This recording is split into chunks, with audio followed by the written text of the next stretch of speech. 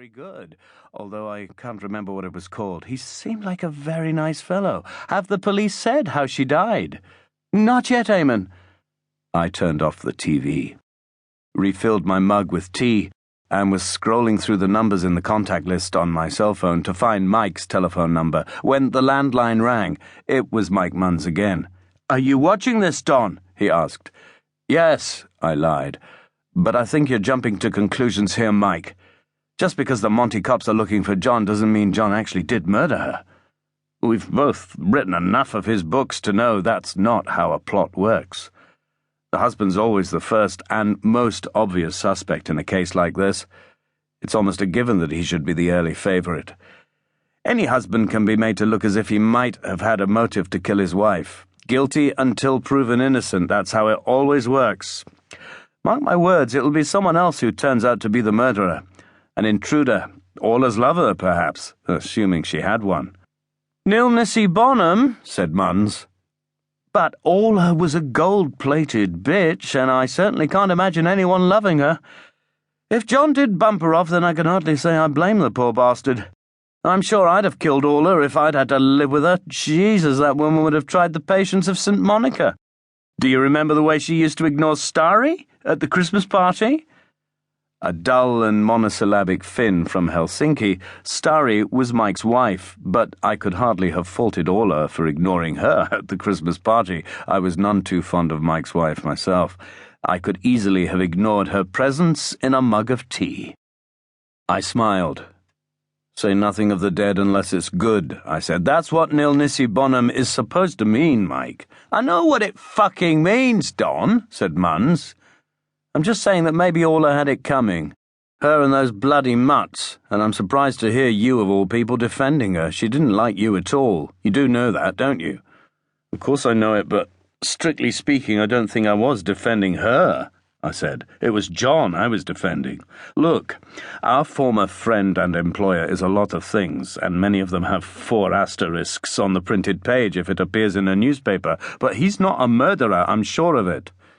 "I'm not so sure. John has one hell of a temper.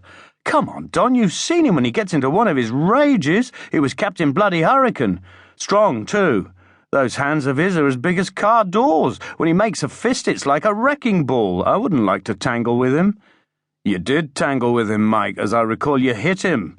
And for some reason that is still beyond me, he didn't hit you back, which I must say showed a remarkable amount of control on his part. I don't think I could have been as restrained as he was." This was truer than Munns probably realized. I'd always wanted to punch him on the nose, perhaps now more than ever.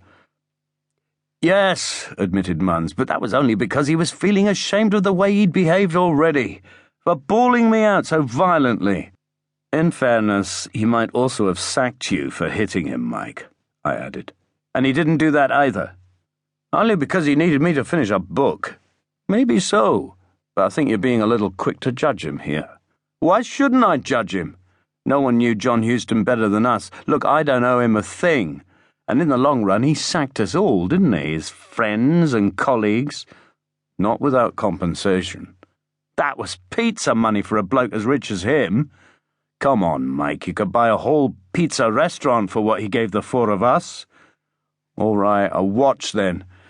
He spent more on wristwatches than he did on our compensation. You can't deny that." I heard Mike's cell phone ringing "Paperback Writer" by the Beatles on the other end, and waited a moment while he answered it. "Pizza," I heard Munns say. "Yes, I have." "He does. I'm on the line to him now. I'd better call you back. No, wait, I have a better idea. Why don't the 3 of us meet for lunch today?" "You can? Good. Hang on a moment, I'll ask Don." Munns came back to me on the landline.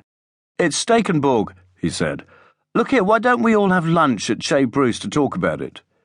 Chez Bruce is a restaurant in southwest London that was conveniently close to where both Mike Munns and Peter Stekenborg lived, in Wandsworth and Clapham. "What's there to talk about?" I said. "She's dead. John's missing. Maybe he's dead too, only we just don't know it yet." "Come on, Don, don't be such a miserable cunt. Besides, it's been months since the 3 of us sat down and talked. It would be good to catch up. Look, I'll pay for it if that's what's bothering you." It wasn't.